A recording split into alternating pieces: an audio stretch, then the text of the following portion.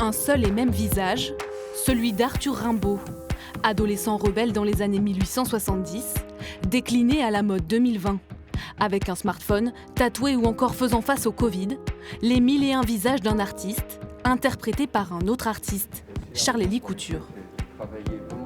En regardant les quelques images qu'on connaît de lui, je me suis demandé à quoi il ressemblerait s'il était aujourd'hui, avec le même visage, mais évidemment il serait habillé autrement.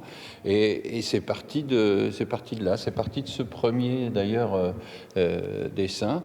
40 dessins et peintures pensés comme autant d'hommages aux poètes. Avec cette exposition, Rimbaud élit de nouveau domicile à Douai.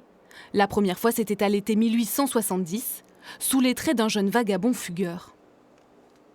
Rimbaud avait 15 ans quand il est arrivé à Douai en septembre 1870, il y a exactement 150 ans. Il fuguait de chez sa mère à Charleville parce qu'il avait envie de partir. Il était en pleine ébullition, en pleine adolescence. De l'aventure douaisienne du jeune Rimbaud, il reste 22 poèmes qui ont inspiré Charles-Élie Couture, pour peindre, mais pas seulement.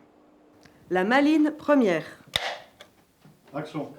Dans la salle à manger brune, que parfumait une odeur de vernier de fruits, à mon aise je ramassais. Cet été, c'est avec son costume de chanteur qu'il s'est nourri de Rimbaud. Ses mots, ceux de son poème La Maligne, adossés à la voix d'une autre âme rebelle.